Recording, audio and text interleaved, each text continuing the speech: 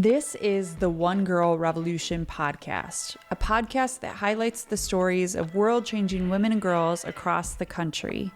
We hope that these stories inspire you, but even more so, we hope that these stories help you to see your own value, your purpose, and your power to change the world through your life. Every woman and girl is a One Girl Revolution. Welcome to the One Girl Revolution podcast. It's your girl, Kate, here. On this week's episode of the One Girl Revolution podcast, we introduce you to an incredible change maker, an advocate for women and girls around the world, and a revolutionary who is combating period poverty around the globe. Melissa Berton is the executive director and co-founder of the PAD Project, a global nonprofit organization that is dedicated to the idea that a period should end a sentence, not a girl's education. Melissa is a lifelong advocate for women and girls. She's a high school English teacher in Los Angeles, and she's been named to Forbes 50 over 50 list under Dreamers and Doers, Women Making Social Impact. Melissa is a 3-time delegate to the United Nations Commission on the Status of Women, and she's led the largest student delegation from a single high school. Melissa is also an Academy Award-winning producer of the incredible documentary Period End of Sentence, which brought global awareness to menstrual inequity and helped ignite a movement. The documentary won the Oscar for Best Documentary Short in 2019, and since then, Melissa has only continued to grow the impact of this important work. In this episode, Melissa shares her own story, the origin story of Period End of Sentence and the PAD Project, how this powerful movement began with a group of high school students and a dream, and how it has since grown into a global force for change. We talk about menstrual inequity, education, advocacy, and the power of storytelling to change the world. Melissa is a teacher, a mentor, a speaker, a trailblazer, and she's using her voice to uplift women and girls around the world.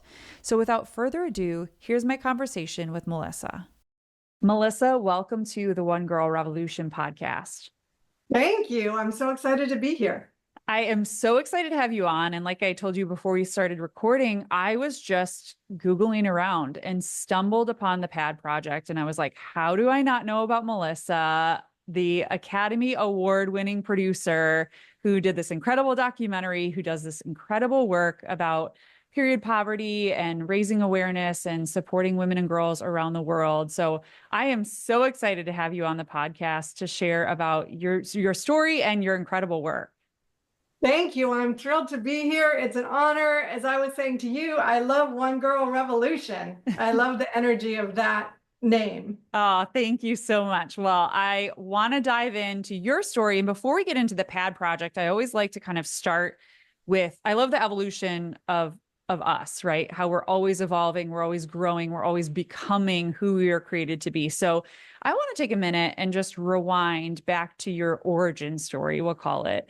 And so I would love for you to share just a little bit about who you are, where you're from, and maybe a little bit about your story before you got into teaching, and then kind of how you got into teaching, and then we'll get into the PAD Project. Oh gosh, before I got into teaching, it feels like I've been teaching forever because I've been teaching for over 20 years, but my origin story, I suppose, is that I'm one of 4 sisters. And so I think I always felt that in my childhood, we didn't see anything like women presidents or women even running for presidents, which we've seen now. The United States still hasn't had a woman president, but I think as a little girl, that felt very important to me, that in a lot of spaces, you know, we use the he pronoun as the default, and mankind. I'm an English teacher, so all of our phrases are still fraught with, you know, mankind, and I felt somehow erased a little bit by that. And so I think I had this feminist bent growing up because I wanted to believe that my sisters and I could participate in the world in any way we wanted to. And then my background is in poetry, so I became eventually an English teacher. and have been working with students. Let me know if you want me to take up the story from there or we want to go backward. Well, no, I think that that's a great place to jump in, because I was reading about the story about how the PAD project came to be, and I know that your students are such a critical part of that story, and you went to New York City. So yeah, I would love for you to tell, how did you guys end up going, and then tell how the idea for the PAD project sparked. So your listeners might be familiar with some of those origin texts that a lot of us in the United States and around the world read sort of in ninth grade or 10th grade. That includes the Odyssey and Beowulf. And in these stories, these are intense patriarchies. And so women and girls in this literature are sold as plunder for soldiers, or they're bartered, or they're valued in accordance with their virginity or non-virginity. And so over the years, I teach at a co-ed school. I noticed that the girls in my school, as we were reading these texts of origin, began to feel sort of like, well, why can Odysseus have 3 wives, but the women or 3 lovers in the Odyssey, but the women can't, and they must be loyal. Why can't Penelope just be queen? So all of these questions sort of arose, and eventually 2 of my students back in 2013 joined a wonderful nonprofit, which we still partner with, called Girls Learn International. And it's the mission of Girls Learn International to ensure that girls are educated to the same degree as boys worldwide. And so my students said to me, hey, Melissa, we've noticed you share some of our frustrations, and we joined this organization called Girls Learn International. Would you be what's called our faculty advisor, our faculty sponsor? And I said, yes, absolutely, not knowing that that trajectory would sort of change my life and my plan. So as part of Girls Learn International, they send young women, 16 is the youngest age that they will allow, to the United Nations Commission on the Status of Women to participate. So let me back up and say that the United Nations Commission on the Status of Women occurs every year during International Women's Month. It was set up by Eleanor Roosevelt to recognize that women and girls face particular challenges around the world. So it was set up the year after the United Nations itself was set up, and people have met every year since then.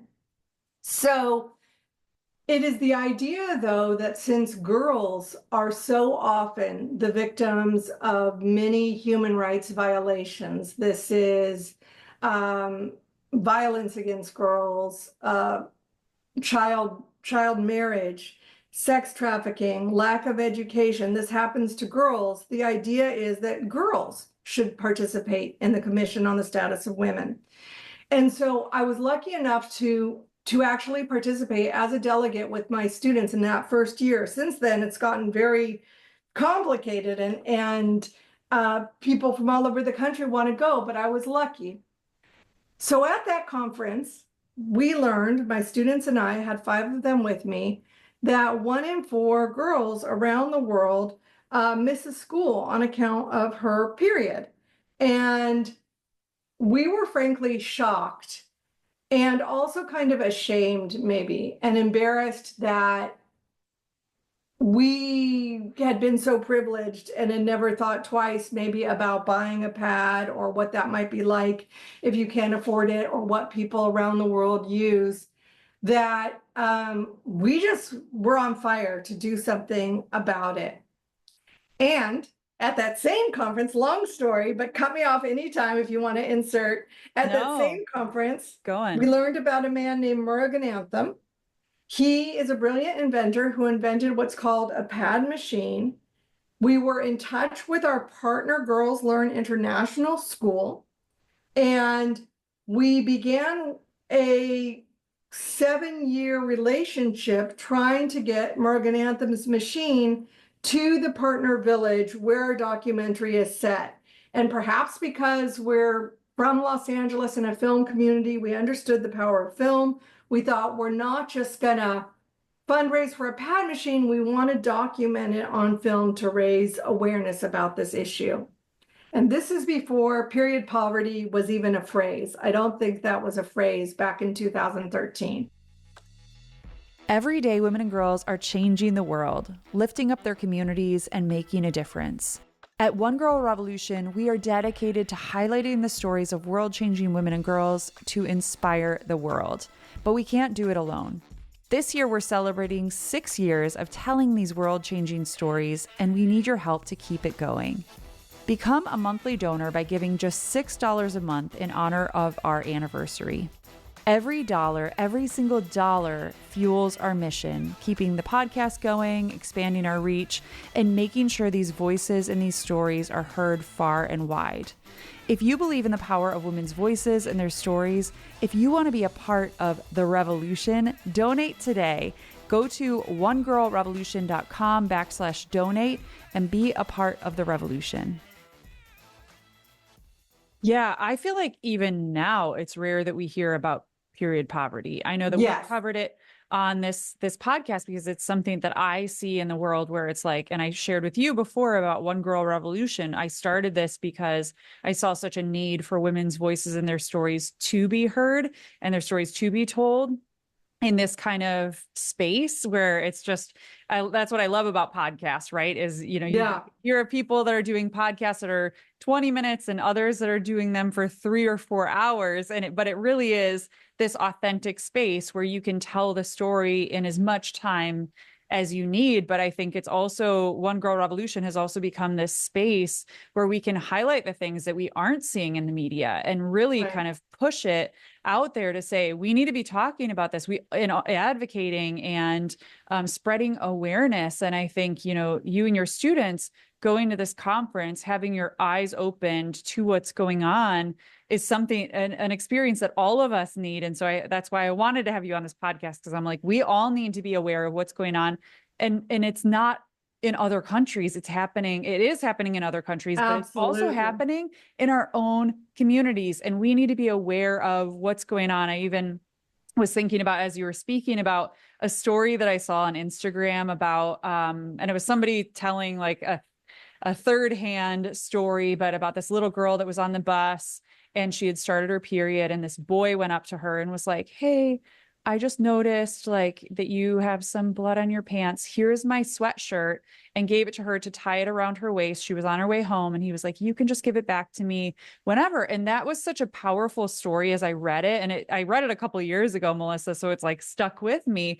But even we need to be teaching all of our kids, right, about what's going on and how can we be there for other people, because it is so prevalent in our world and our own communities. And so I love what you're doing in local communities, but all over the world, and raising awareness and support. And so, I love that. So you have this kind of epiphany, this spark moment that happens. You start working on getting this machine and the documentary.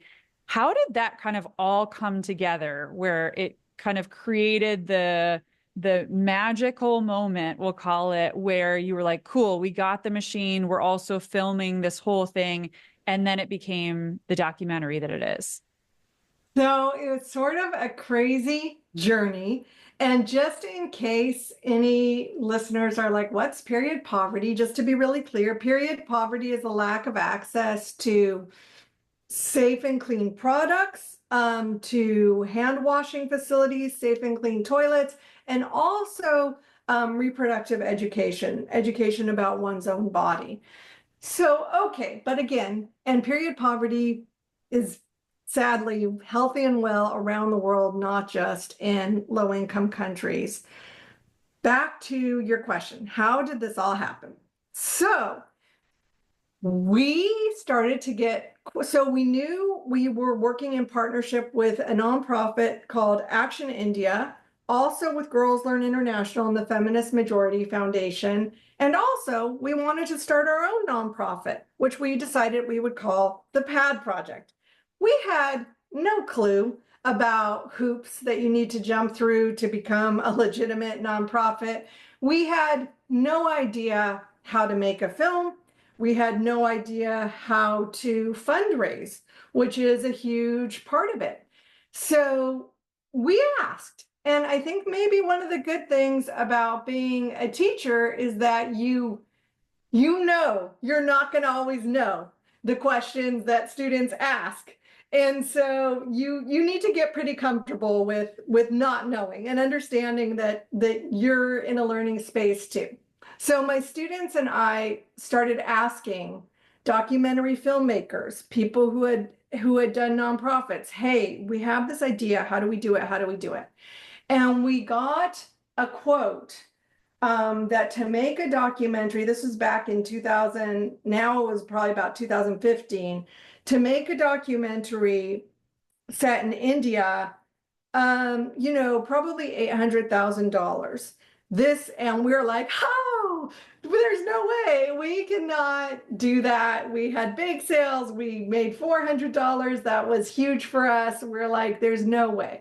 So then we kept talking to people, and people were saying, well, maybe you could do it for $50,000. And we thought, okay, somehow we're going to do that. We're going to raise that kind of money and get a young director. And I don't know if you're familiar with the different fundraising platforms, but Kickstarter is a fundraising platform that has a special catch. The catch is that if you don't raise the exact amount of money you set out to raise, you forfeit all of it. So that's a very scary proposition, because other fundraising platforms like Indiegogo, I don't think GoFundMe was really a big thing then, but there were others, they don't have that stipulation. However, listening, people said, no, there's something about the deadline, and Kickstarter is also known for, 1, inventions, and 2, for supporting documentary film. So we thought, okay, we're just going to go for it. We set our goal at $39,000. People can still access that Kickstarter online if you're curious. And we basically filmed my students talking about their first periods and what happened to them, and how they couldn't imagine if their education was stopped because of a simple biological process.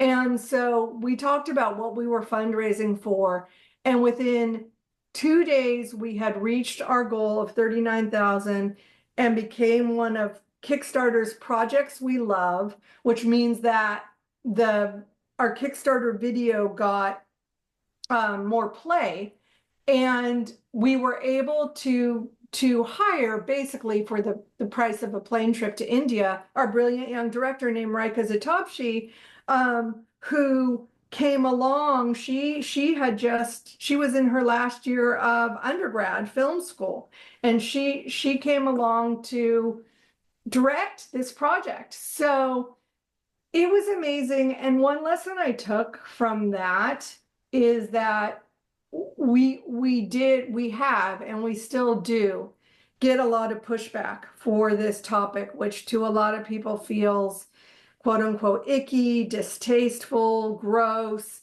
something that should be private.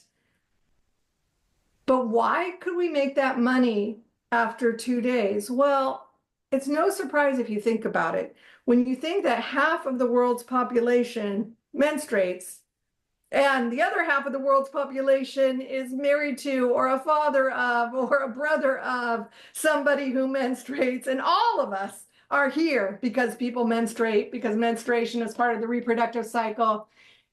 In that way, it's no surprise that we were able to get help when we asked for help, and able to raise funds. And so that's what started the journey. That's how we raised the money to send the director there. And then it was like a 3-year process, sort of making the film and creating the relationships and setting up the nonprofit.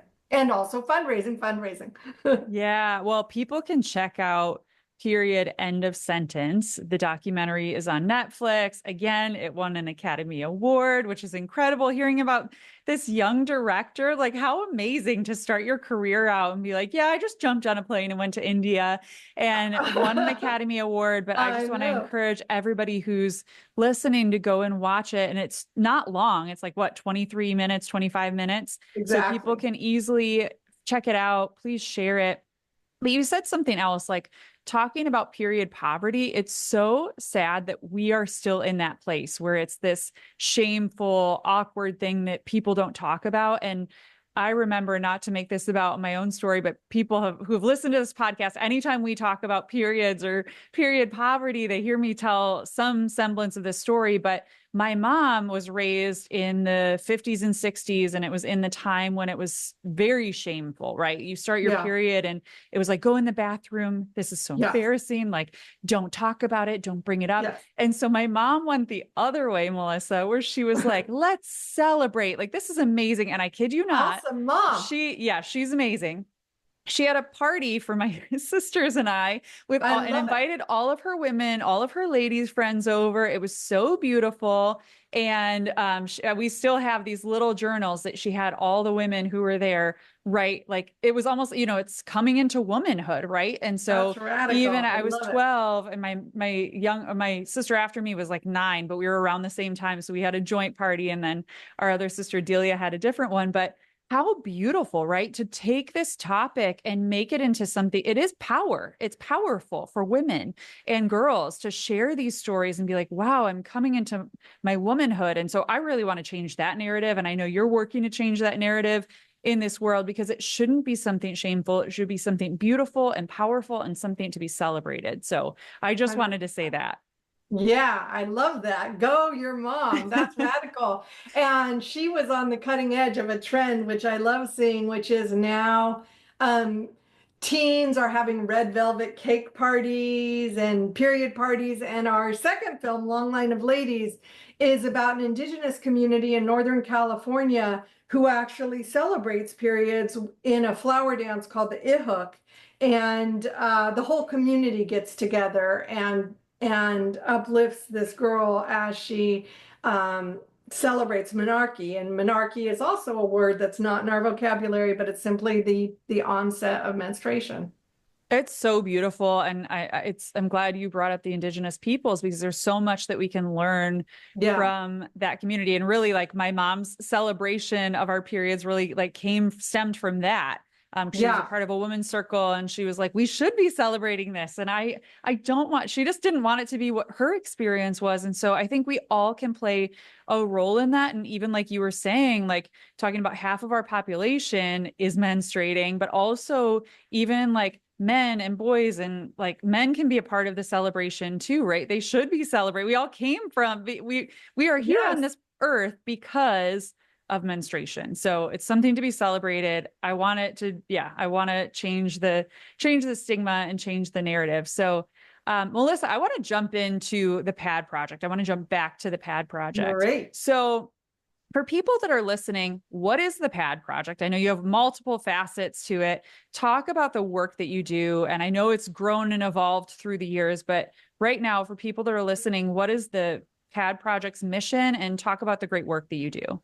The PAD Project is a global nonprofit that expands access to menstrual care products, combats period stigma, and champions menstrual equity for all. We want an all girl, all women revolution to end period poverty. Our mission goes hand in hand with our sort of tagline or our point of entry, which is what I said when I won the Academy Award, which is a period should end a sentence, not a girl's education. That's how we got into this space, and we want to keep working until a period doesn't prevent a girl or a woman from realizing her full potential in whatever society she is in around the world. And that means different things around the world. So and to your point about period poverty definitely happening everywhere, this is not a regret, but one thing that sort of became clear to me upon the win of Period End of Sentence, upon the Academy Award win, that gave us such a huge platform, which is amazing. But maybe in some small way, it contributed to this idea that, oh, period poverty is something that only happens in low-income countries. It's something that only happens out there. And I can tell you that the morning after the Academy Award, my emails were flooded. So many from girls right here in Los Angeles who were saying, you know, I stuff my underwear with socks. My mom can't afford period products and the rent. Can you please help me? Story after story. So it's really important to note that there are women and girls all over the world, high income country, low income country, who can't afford basic needs. And there are things that we can do and that the PAD project does to try and assist with that. So in the US, we partner with domestic abuse centers, homeless shelters, refugee care centers, schools and school districts, foster care, to just simply provide products, disaster relief. I live in Los Angeles. We had the horrible wildfires. We're really proud that we were able to get out 400,000 products to displaced women and girls right away.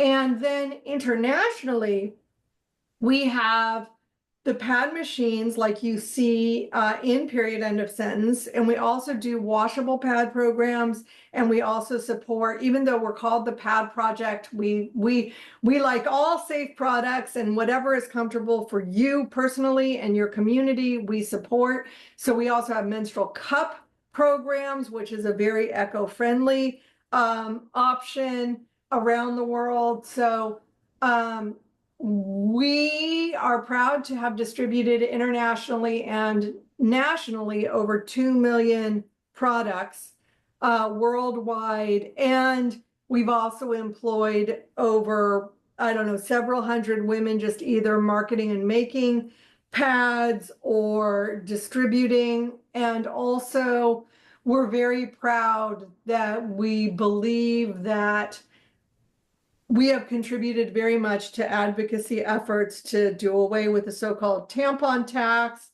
make places a period positive workplace, step in even when laws have changed. Schools don't often actually have the products because they don't have that person in the school to like get the products. So we can help with that too. School nurses all over the United States pay $200 to $300 out of their own pockets to make sure they have a drawer full of products for students. I mean, this is silly that like a school nurse should be paying for this and that this isn't something readily available. Yeah, it should be readily available. I was even thinking as you were talking, like we've all been in an instance where you're out in an event or at a meeting or a coffee shop or whatever, and you walk into the bathroom and you're like, oh, shoot, like, do I have anything?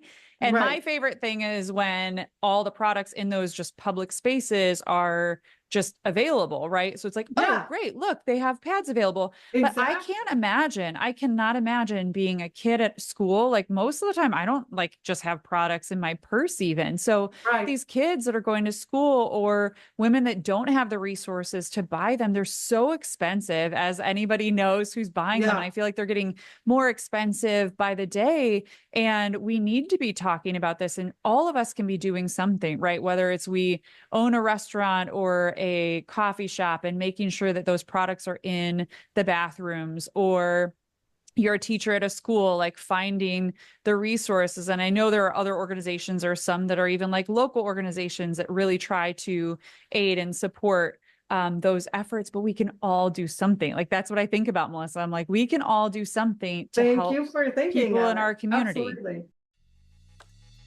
Looking for stories of women who are changing the world? The One Girl Revolution podcast is your go-to for inspiration and empowerment. Subscribe today on Apple Podcasts, Spotify, or wherever you listen to podcasts, and never miss an episode. Let's celebrate the power of women together.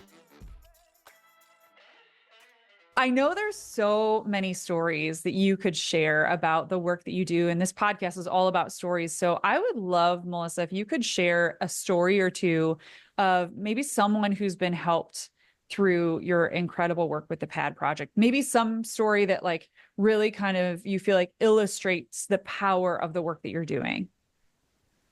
I'm thinking of a young woman named Istada George. She lives in Sierra Leone, and she wrote to us. So she wants very much to be a physician, to be a doctor.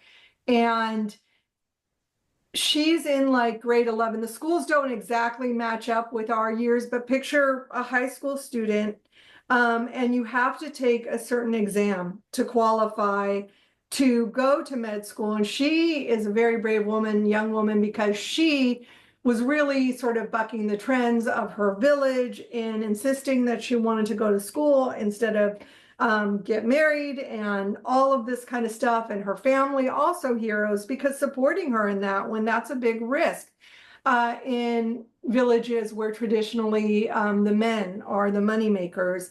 But she, so she went to take her exam, over prepared, everything. She's ready to do it.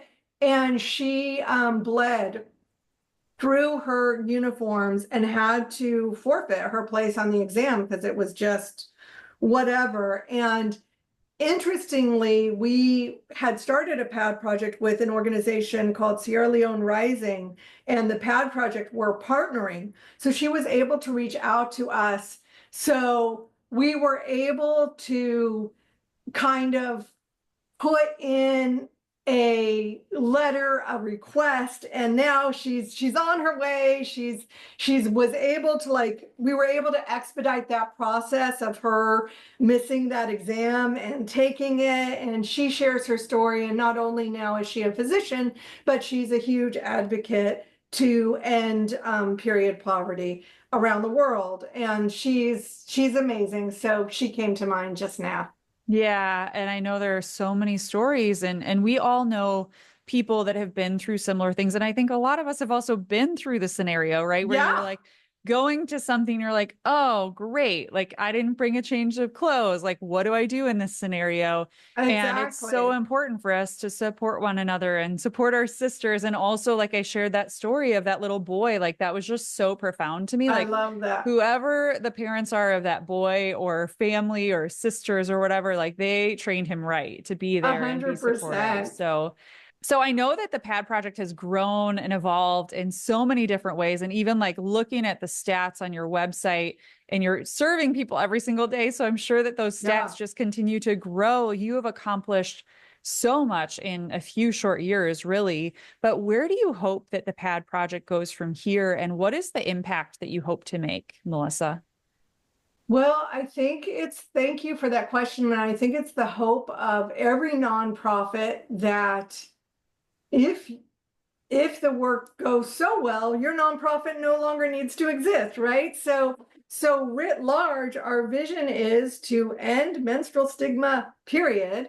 So in order to end menstrual stigma, we need the culture of the world community to not punish and shame women in various ways for menstruation.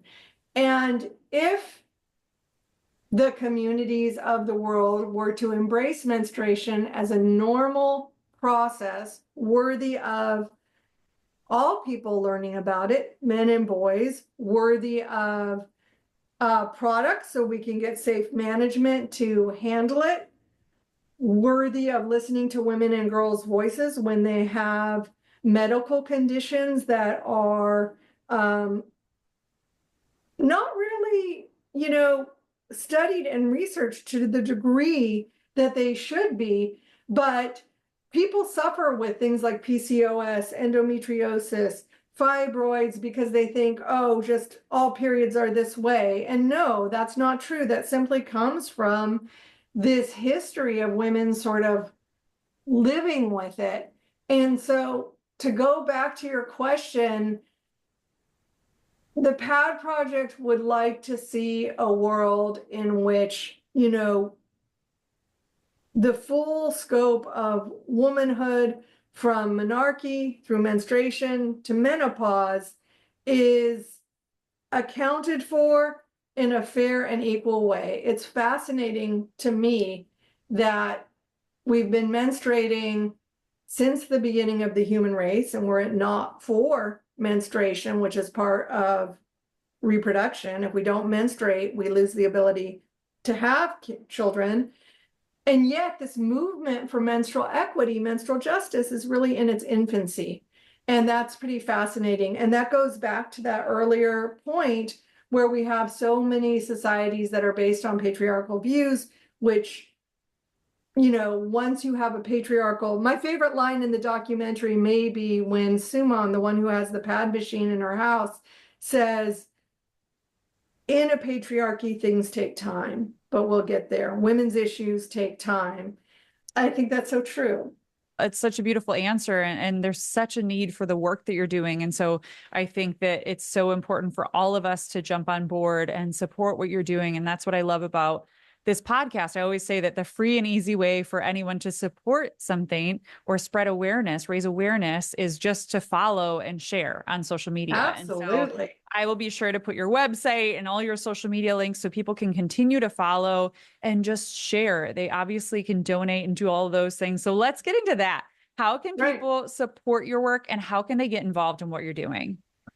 Thank you. www.thepadproject.org.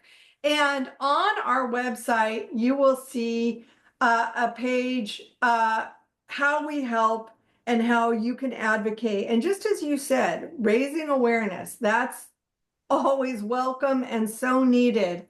Maybe if you're a household that has nobody who's menstruating, however, you have guests over, why not think about putting a tray in the bathroom with a few products in case you have a guest who needs it. Great way to be period positive friendly household. If you want to get more involved, I encourage anyone to join our ambassador program. That's any age you can join, and these are menstrual equity advocates from around the world. We have PAD Project ambassadors from 44 countries. We love that. We're all banding together. We have great events like a Bleed Green event where we talk about eco-friendly options for periods, etc. We have art magazines.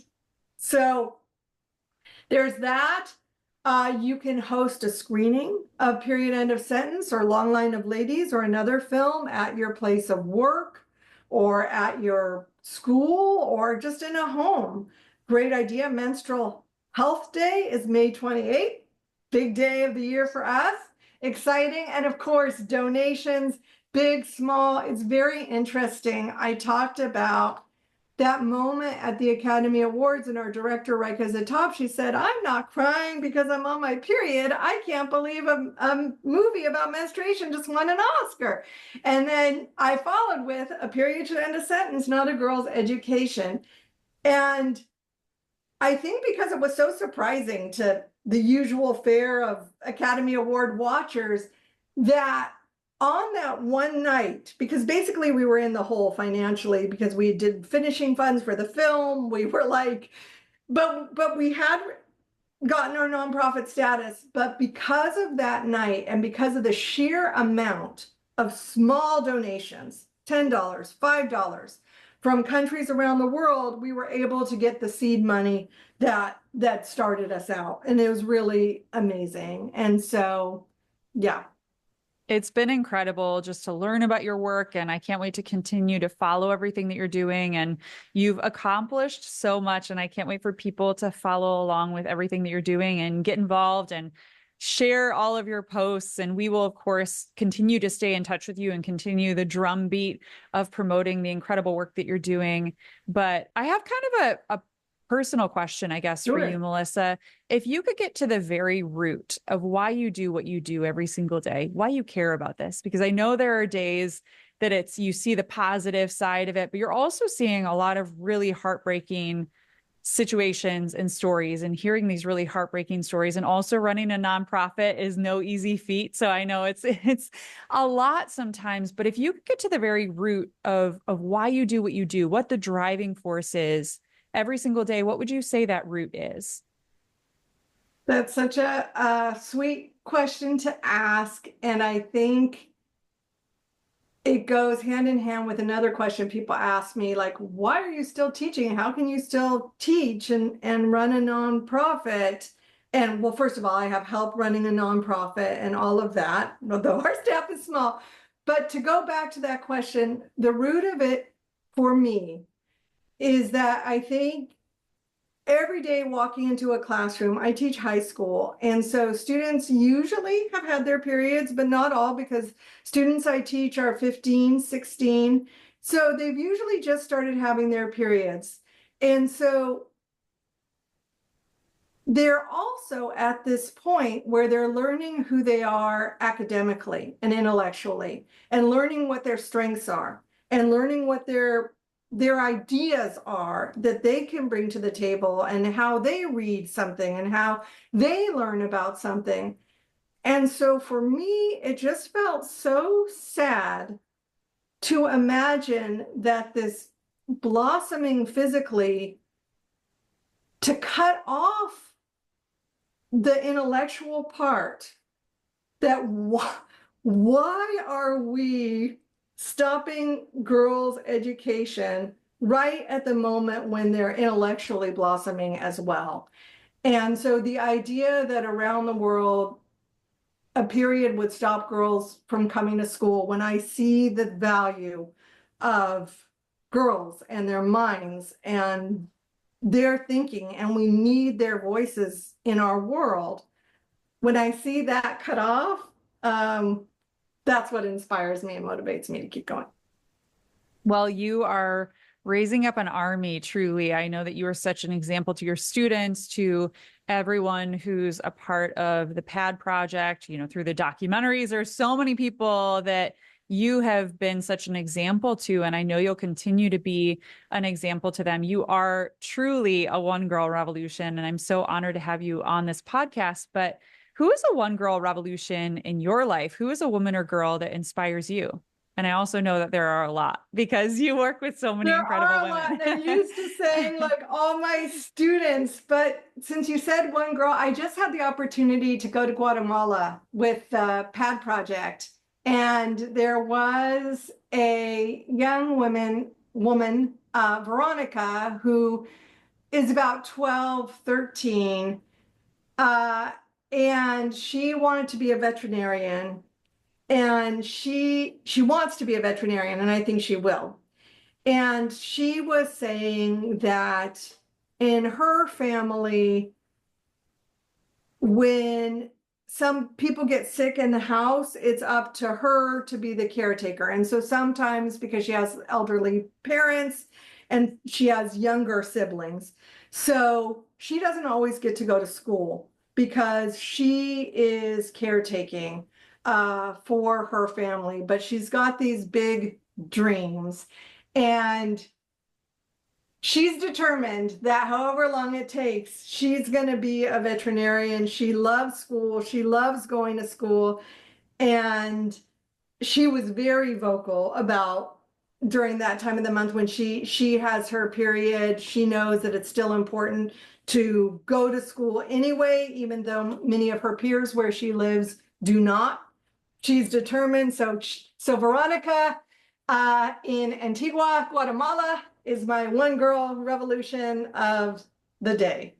I love that. And I love that you raised Veronica up because it's so important for us to elevate the voices and stories of girls, right? Before we started recording, you and I were talking about One Girl Revolution. And the reason that I chose the word girl is it's really a unifying word, right? And we need to Yeah, be, as women, we need to be raising up the next generation and just saying, I see you. I see you, Veronica. I see your yeah. dreams and you can do it. And I believe in you, right? We all have had moments in our life where we just need someone to see us and believe in what we're doing. And so I'm so glad that you brought her up.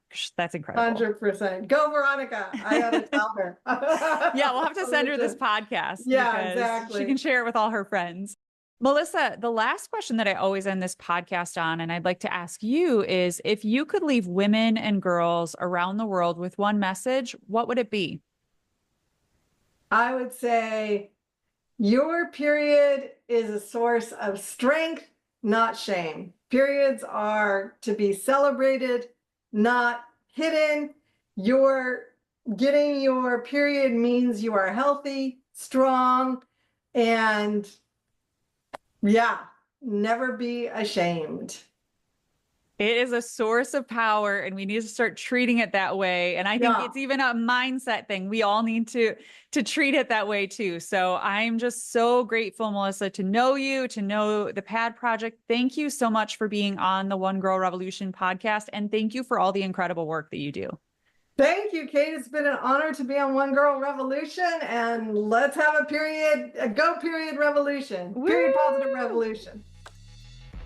For more from One Girl Revolution, to listen to all of our podcast episodes, watch our Emmy-nominated documentary series, follow us on social media, donate to our nonprofit organization, and more, please visit onegirlrevolution.com. That's the number onegirlrevolution.com.